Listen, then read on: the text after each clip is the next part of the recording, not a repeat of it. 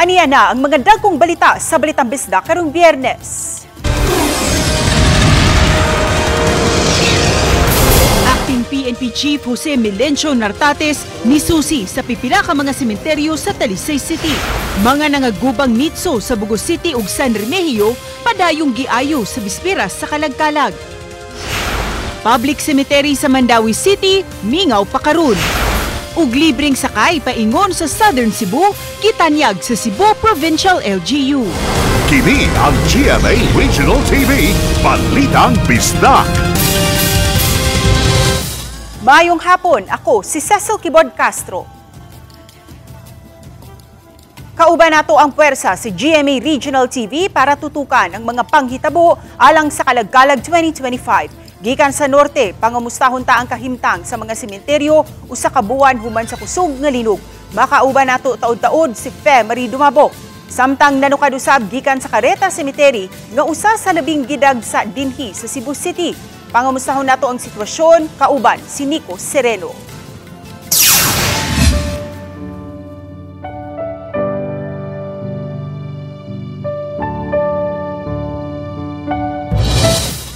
Ding bispera sa Kalagkalag, Acting Chief sa Philippine National Police, Lieutenant General Jose Melencio Nartates Jr.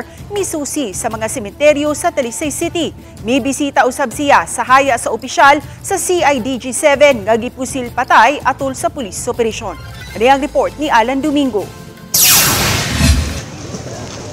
Gisusi sa labing taas ng opisyal sa PNP, Lieutenant General Nartates ang private cemetery sa Barangay Mohon, Dakbayan sa Talisay. Gipangumusta nini ang mga gipatuman nga lakang aron masiguro ang kahabsay o kalinaw sa Kalagkalag. Kauban ni Nartates si PRO7 Regional Director Police Brigadier General Rodrigo Maranan o gubang mga PNP officials.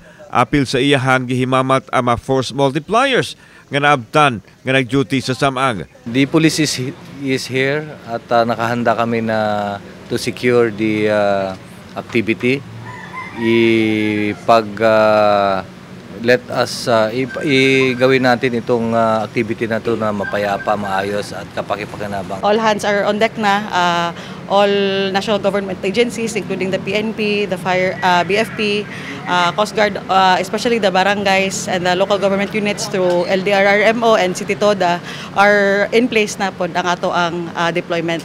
Sawa pa siya mobisita sa Samang, miuna pagbisita ang acting PNP Chief sa haya ni Police Captain Joel Diparini sa usa ka punerarias Dakbayan sa Talisay. Mihalad kini og hamubo nga pag-ampo sa atubangan sa lungon ni Diparini og dayon misaludo kini.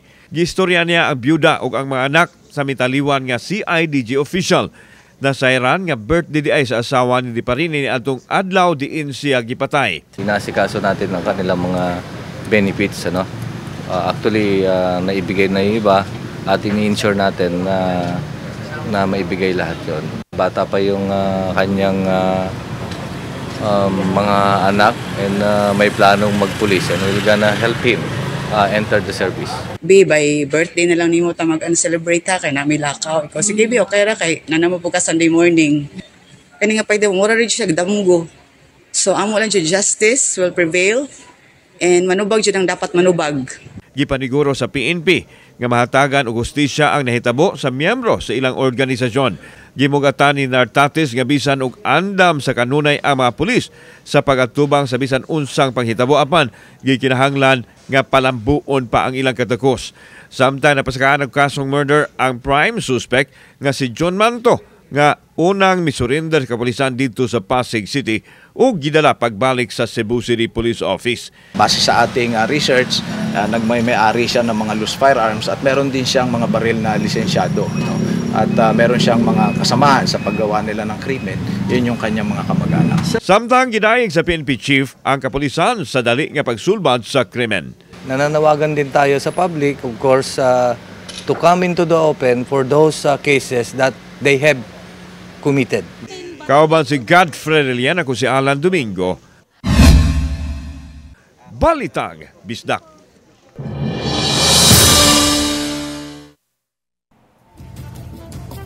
Ning bispera sa kalagkalag padayong giayo ang naguba nga mga nitso sa sementeryo sa Bugos City ug sa lungsod sa San Remigio nga naguba tungod sa linog. Gikan sa norte, ani ang live report ni Fem Ridumabo. Fem? Ses nag-usa ka buwan na sukad sa pagtayog sa magnitude 6.9 galinog dinhi sa Northern Cebu din ang epicenter ni ini sa Bugos City. Ug hangtod karon makita paghihapon ang epekto ni ini. Niminos ang mga namaligya og bulak og kandila sa palibot sa Corazon Cemetery sa Barangay Sambag, Bugos City tungod gihapon sa kahadlok sa mga aftershocks. Ang kanhi maglinya og puno sa mga lamesa dinidaplin sa Dan sa Barangay Sambag duol sa Corazon Cemetery. Ang kaniadto pipila ka adlaw sa di pa ang kalagkalag. Ang karong adlaw nga bispira sa kalagkalag duha na lang. Dinha samok na kay karon wa na may samok. Ano ka? Imurag gibawalan ba? Or sa tingin mo Basig na hadlok sad siguro uban maninda kay maingon na masig na kansi kami bitaw hadlok no may mahalinan ba kami ani no na ba kay managkot. Kay kuan linog ba ya mahadlok ba yung tao mo gawas na. Hinay-hinay na hinuong na paayo ang ubang mga nitso sa Corazon Cemetery nga naguba. Matod sa pamunuan nga nagtinabangay ang simbahan ug Bugos City LGU alang sa mga materyales. Ana-ana sa kapin 50 ka mga lubong ang ilang napaayo sukad didtong Lunes hangtod kagahapon.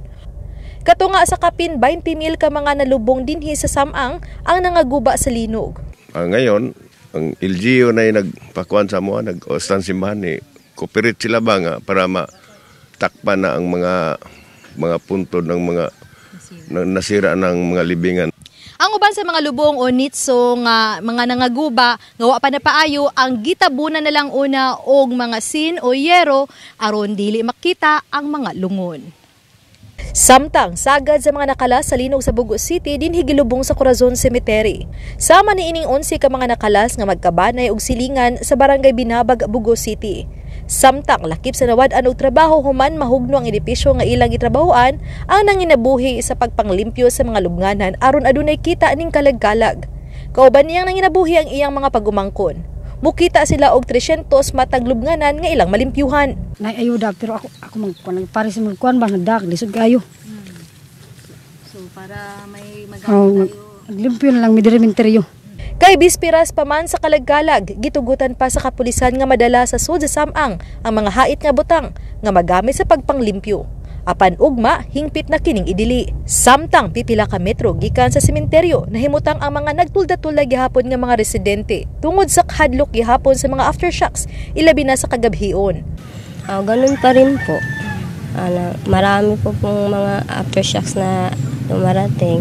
Tapos nandun pa rin yung trauma. Samtang apektado usab ang Samang sa silingang lungsod. Sa lungsod sa San Remigio, gadahirig ang mga nitso ug apartment type nga mga bone chamber. Gani makita naman nga misiwel ang mga ubang bukog sa ubang mga lubnganan sa Barangay Poblasyon San Remigio. Wala na lang kini panumbalinga sa uban, kaya alang kanila mas importanteng mabisita ang lubong sa mga mahal nila sa kinabuhi. Karon pa ko nakari. Duaw diri sa Remigio. Kumusta man pakita nimo aning nahibaw naman ko daan kaya akong mga manghod nga rin naman. Kasi dool raman mi. Karon akong ingoman sila nga igor ako naharag. Dinhi sa Samang gilubong ang duha ka personnel sa Coast Guard nga nakalas dihang nahugno ang sports complex sa San Remigio atol sa pagtayog sa linog niadtong Setyembre 30.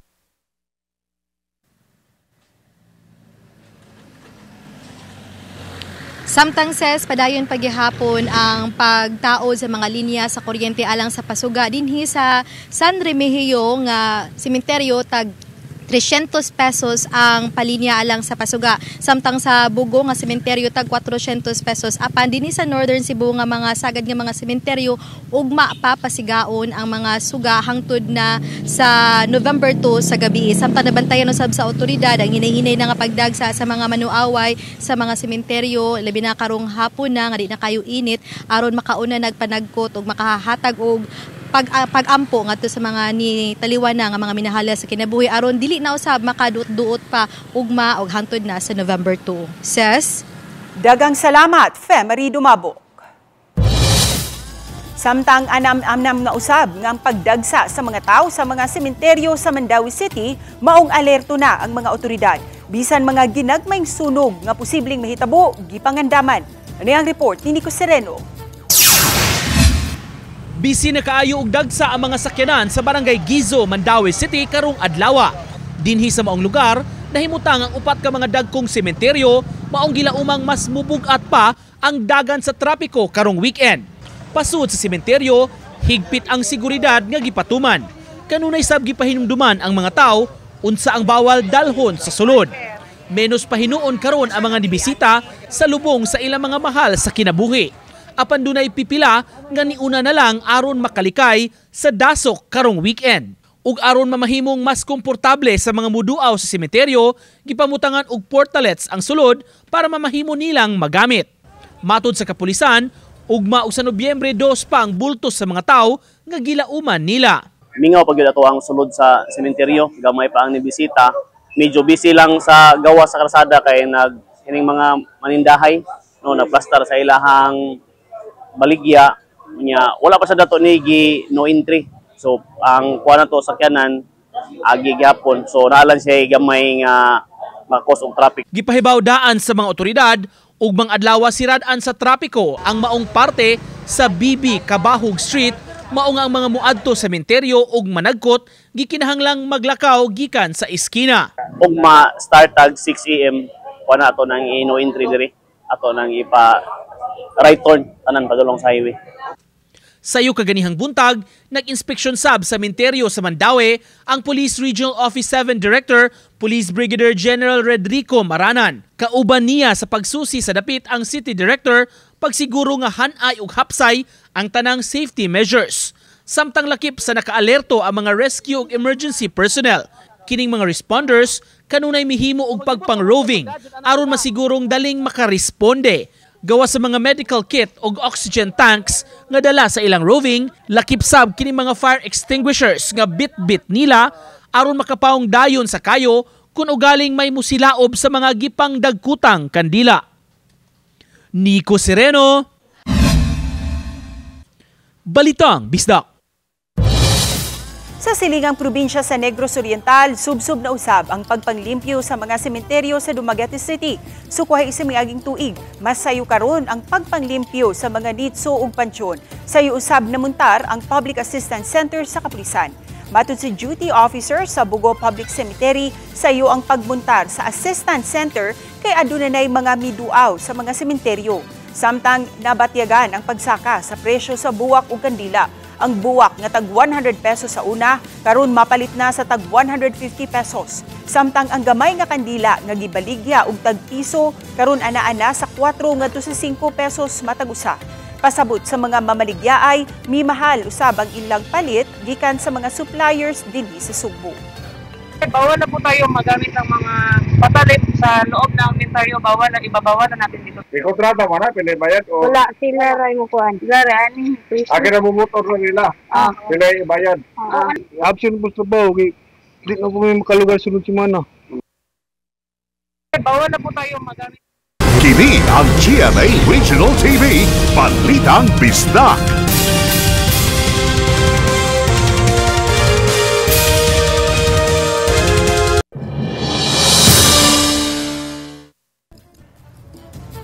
Ning higayuna atong sayran ang labing uwahing sitwasyon diha sa Carreta Cemetery. Nico, ubay-ubay na ba ang mga tao nga anaa dinha karon sa sementeryo? Yes, ning mga orasa padayon ang pag-abot-abot sa atong makaigsunan dinhi sa sementeryo sa Carreta, ses. Usa sa labing dako nga sementeryo dinhi sa Dakbayan sa Sugbo. Ato ipakita lang ang sitwasyon sa pagkakaron ses dinhi sa Samang sa Carreta. Padayon ang pag-abot-abot sa mga tao ning mga orasa labi na nga landong na gyud. Apan di pa gyud ni mauahang volume nga gilauman sa atong mga otoridad sa mga mobisita alang sa ilang mga mahal sa kinabuhi nga mitaliwan na ugma og sa November 2 gyud ang bagang duot sa mga tao nga gilauman sa atong mga otoridad ug mao sa ilang gipangandaman. Baguhay lang sabses gipasug-an na sa atong mga electrician dinhi kining mga bumbilya, kining gitawag nga pasuga, nahimo ng tradisyon sa atong mga kaigsuunan nga mga Sugbuanon, mubayad ni sila og kwarta, moabot sa 300 o 350 pesos para pasugan ang nicho sa ilang mga mahal sa kinabuhi sulod sa tulo ka gabi. Karong gabi magsugod November 1 ug sa November 2. Hangtod sa pagsuna to sa sementeryo kaganihan sa doon na pa uban nga mihabol nga gusto pa magpakonektar sa pasuga para sa nicho sa ilang mga mahal sa kinabuhi. Doon na sa plastada diri ses nga listahan sa mga santos nga misa nga himuon dinhi sa sementeryo sa Carreta ugmang adlaw og sa November 2 moabot sa 14 ka mga daily masses ang himuon dinhi sa sementeryo. Oras-oras ni siya magsugod alas 6 sa buntag hangtod sa alas 7 sa gabi. Sa nasayran kining samang sa Carreta gimanage ni siya sa duha ka mga dagkong parokya dinhi sa Cebu City, ang Cebu Metropolitan Cathedral ug Santo Rosario Parish. Maong mag-ulhos-ulhos ang schedule niini sa makaparian sa Cathedral ug sa Santo Rosario para maghalad og santos nga misa para sa mga kalag dinhi sa Carreta. Ato sa pahimangno sa makaigsunan nga moari diri ses, doon nag-designate dagkong mga karatula gyud sa entrada sa menteryo kung asa ang entrance ug asa ang exit para dili sa malibog ug di sa magsugat ang mga tawo nga moari dinhi sa sementeryo labi na ugma ug sa Nobyembre 2 nga moay bagang duot gyud sa mga tawo ang gilauman nga moari diri mo duaw sa ilang mga mahal sa kinabuhi. Mo kanang latest gikan dinhi sa samang sa Carreta ses. Dagang salamat, Dico Sereno. Tungod sa long weekend ug sa gipatuman nga health break sa DepEd, gipanglantawan nga dili ingon ni ana kadaghan ang mga tawo nga mobisita sa Humay-Humay Catholic Cemetery sa Lapu-Lapu City karong November 1 ug 2. Si Luan Mirundina sa report. Sayo pa lang sa buntag, ubay-ubay na ang midagsa sa Humay-Humay Catholic Cemetery. Kay dili buot sa pamilyang Igot nga mudungan sa pagdagsa sa daghang mga tawo ugma November 1 ug sa Domingo November 2 karon pa lang gibisita na nila ang mga lubnganan sa ilang mga mahal sa kinabuhi nga nitaliwan na. Okay na mo gyud mga bata sa gunya, delikado pud ba. Naginahamo sila mo kuan sa ilang mga lula. Ang one gidaghan gi siyang tao. Mao na silbi amo lang gi-advance kay para dili kay daghang family daghang pug kanang lisod og parking bitaw dito. Apan adunay pipila nga nagkaproblema pagpangita sa nitso sa mitaliwan nilang mga kabanay. Sama ni ining usa ka pamilya nga nagdana og mga kandila og buwak alang sa ilang padre di pamilya apan kay wa nila makit-i ang nitso niini, midangop sila sa opisina sa tagduma sa samang aron matabangan sila sa pagpangita niini. Nalakip di ay ang mga bukog sa ilahang padre di pamilya sa gipahabwa human gipatuman sa Humay-Humay Catholic Cemetery ang pagdili sa direktang paglubong sa mga lungon sa yuta. Tungod sa health concerns, magpabarog og taglima ka andanang nitso sa mga namakanting luna aron didto ipahimutang ang mga minatay. Nihangyo hinuon ang pamilya nga taguon lang ang ilang identity ug wa na sila muluwat og pamahayag. Didto na lang usab una sila na nagkot sa dakong cross. Naman tay mga tracking unsay mga nitso number. Makalocate ra man ta except sa mga luti kay gahi kay no to ang luti. Kanang balay-balay nga dili ginato malocate dayon tungod sa iyang luti number. Samtang matod sa General Manager sa Humay-Humay Catholic Cemetery, matag November 2 ang pagdagsa sa mas daghang mga tao sa naaswing samang. Sa nakalabayng tuig, niabot sa 12,000 ang nibisita sa naaswing samang sa maong adlaw. Sa mga buot mo bisita sa Humay-Humay Catholic Cemetery ugma November 1, adunay 6 ka misa nga ipahigayon. Ang unang misa ipahigayon sa alas 6 sa buntag, sundan kini sa alas 8, dayon sa alas 10. Pagkahapon, may misa usab sa alas 2, sa alas 4 ug sa alas 6 sa gabi. Sa Domingo, 4 na lang ka mga misa ang ipahigayon sulod sa Humay-Humay Catholic Cemetery.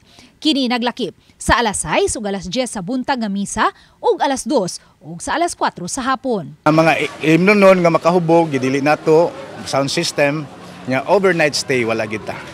Uban ni Marlon Melgazo, Luan Mirundina. Balitang Bisda. Aron mapasundayag ang mga talento, nagpakitang gilas ang mga florist dinhi sa dakbayan sa Sugbo subay sa tinuig nga si Bloom. Usa kini ka tinuig nga flower exhibit ug market showcase nga gipahigayon sa Carbon Market. Aron mapakita sa mga florist ang ilang floral design, flower arrangements ug native inspired display sa mga buwak. Mulanat ang display gikan October 28 hangtod November 1. Tinguha si Bloom nga suportahan ang mga local vendors sa mga buwak dinhi sa syudad sa Sugbo. Kini ang GMA Regional TV, Balitang Bisdak. Kini ang GMA Regional TV, Balitang Bisdak. Gimando ni Bohol Governor Enrico Aristotol Aris Umitado ang dinaliang investigasyon human mabantayi ang labing bagong insidente sa vandalism sa mga coral sa isla sa Panglao, usa sa mga nag-unang diving destination sa lalawigan. Nabantayan sa mga diver ang usa ka table coral nga dunay nakulit nga just dive sa coral reef. Dito kini sa Napaling Point sa Barangay Tangnan, usa ka inilang diving spot sa Panglao. Gikondinar kini sa gobernador nga mihulagway nga makasubo kaayo tungod kay naghatag kini og utang imahe sa Bohol. Gawas pa sa pagkadaot sa bahandi sa kadagatan, gitahasan ni Umitado ang kagamhanang lokal sa Panglao, Department of Environment and Natural Resources, Municipal Environment and Natural Resources, Kunmenro ug ang Bohol Environment Management Office nga mopahigayon og makuting investigasyon aron matumbok ang namastamas sa coral. Dili kini unang higayon tungod kini atong 2024 nabantayan usab nga adunay graffiti sa Estaca snorkeling area haduol sa Virgin Island hinungdan sa pagpasira sa lugar. Enero karong tuiga gipahibaw usab sa mga reef ranger ang kadaot nga nahimo sa mga diver nga mitamak sa buhi nga mga coral sa dive site sa Napaling. Kagamhanan sa lalawigan sa Sugbo, mitanyag og libreng sakay alang sa mga pasahero nga mopaingon sa habagatang dapit sa lalawigan. Gipahibaw ni Amid Quizon, Bus Terminal Administrator, nga nagsugod ang libreng sakay alang sa mga mulupyo sa lalawigan kagahapong adlaw, Oktubre 30. Apan lain niyang pahibaw nga hangtod lang kini karong adlaw, Oktubre 31. Sagad sa mga pasahero nga nakapahimo sa libreng sakay, taga-Dakbayan sa Toledo ug lungsod sa Uslo. Mato ni Quizon, kabahin sa programa sa Kapitolyo, ang Oplan Kalagkalag 2025 nga nagtanyag og libreng sakay alang sa mga senior citizen, pregnant women, persons with disability ug sa kabataan uban sa ilang pamilya.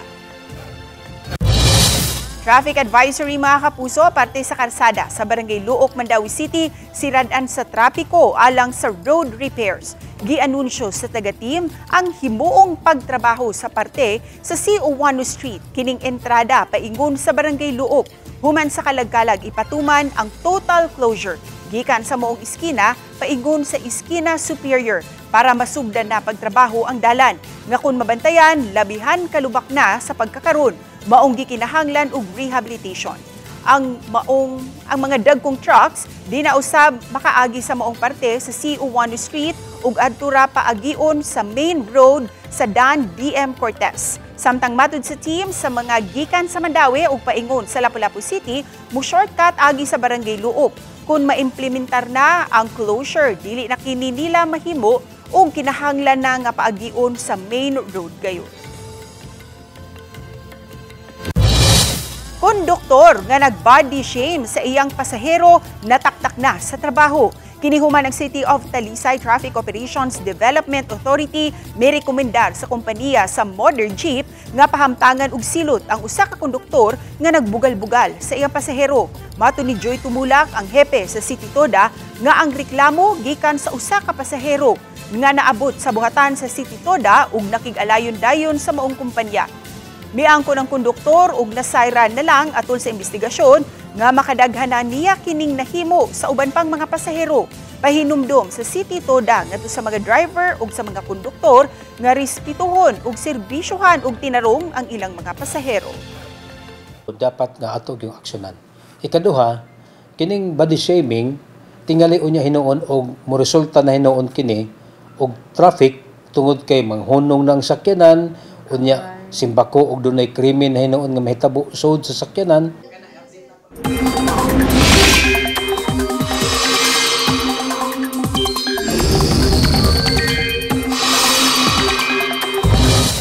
Padayong gibantayan ang low pressure area sa gawas sa Philippine Area of Responsibility. Katapusang nabantayan ng LPA sa gilayong 1,715 kilometers sa Sidlakang Bahin sa southeastern Mindanao.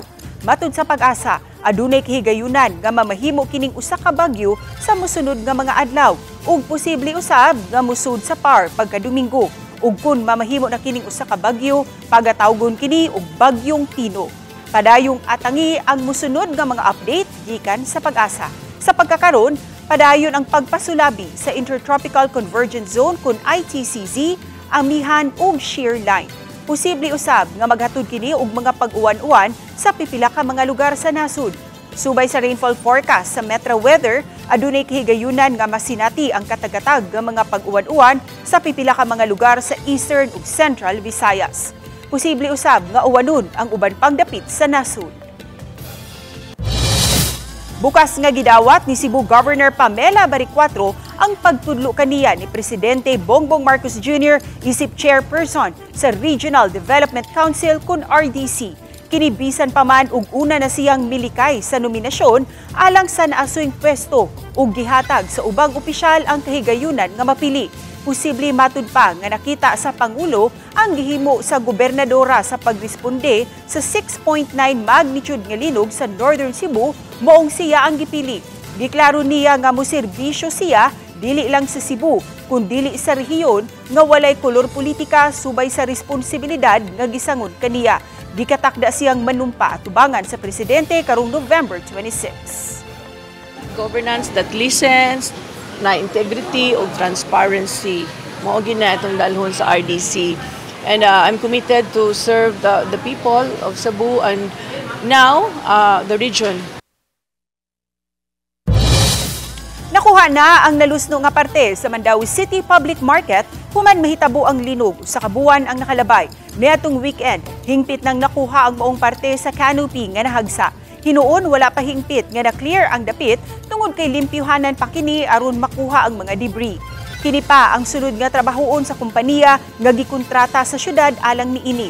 Samtang nagpabilin pa karon sa kalsada ang mga vendors nga apektado. Sanglit ang ilang pwesto ana atungod sa na-damage nga parte sa merkado. Ato na lang concern is ang pag-remove sa debris. Tanahon to kay namang kuno toy sa second floor nga kanang tangtang pud murag railing ba o something. Kuya pod og naay maug ino dito maglakaw-lakaw. So mo na to atong klarohon aron makabalik na gyud ang mga vendor sa ilang appropriate stalls. Mga kapuso, apil na kamo sa Kapuso Big Time Panalo Season 4. Over 7 million pesos ang ipanghatag sa mga sari-sari store owners ug sa mga mamalitay nga musalmot niini. At ang iusab, kung maapil ba ang inyong pangalan sa pangkabuhayan package worth 50,000 pesos. Gawas sa mga makadaog sa 1,000 pesos daily ug 7,500 pesos weekly cash prices. Hangtod sa December 26, 2025, ang pagpanawat sa mga entries. Pag-atang lang si GMA o mubisita sa official Facebook page ug microsite si GMA Promos alang sa complete mechanics ug announcements. Gironda sa kapulisan sa Talisay City ang panimay sa igsuon sa usa ka wanted person apan sila nahinuon ang nalisang. Samtang hepe mibarog nga lehitimong operasyon ang gihimo sa iyang mga sakop. Ano ang report ni Fem Marie Dumabo? Mialma ang kabanay sa usa ka wanted person human ang ilang panimay gisulod sa kapulisan sa dakbayan sa Talisay sa buntag, Oktubre 29. Usa ka netizen ang i-post sa social media sa video nga kuha sa CCTV sa ilang panimay. Dinang sakop sa Special Weapons and Tactics kun SWAT ang naka full battle gear. Misulod sa panimay ug nangita ni Raymond Pacada alias Kilwa. Ilang gitugan nga kaluha sa iyang kapuyo niini ang gipangita sa kapulisan ug nipuyo kini nila kaniadto. Apan sa paglutaw sa pangalan niini nga nalambigit og pagpatay sa barangay Manipis, wala kini miuli sa ilaha. Dugang pa nga diha na lang sila nagkita pagbalik sa dihang mitahan kini sa Station 5 sa Carbon Police Station sa syudad sa Sugbo nito Oktubre 28 sa gabi. Nitahan sa kapulisan si alias Kilwa human siya gilambigit na usab sa pagpamusil sa lechonero dito sa lungsod sa Milanilla nito October 19. Si Raymart kinsa kaluha ni alias Kilwa awa siya kauyon kung anong gisulod pa sila sa mga pulis nga nitahan naman ang iyang igsuon. Sa ako alam sir, wala problema sir pero wala ba kanang matrauma lang ka ba mo sige sila balik-balik diri. Gipang nervous gid mi diri sir. Oh sir, nakong anak gahila kay nakuyawan lagi. Giklaro ni Police Lieutenant Colonel Myla Maramag, hepe sa kapulisan sa syudad sa Talisay, nga lehitimo ang ilang operasyon. Apan nauwahi lang ang komunikasyon sa Cebu City Police ngadto sa Talisay City Police Station nga mitahan na di ay si alias Kilwa. Adto dito is naka full gear, SWAT o kanang atong personnel sa warrant section. O ang subject man gud nato ato is known as armed and dangerous, nga leader sa pagkada robbery and gun for hire group. Femari Dumabok. Balitang Bisdak.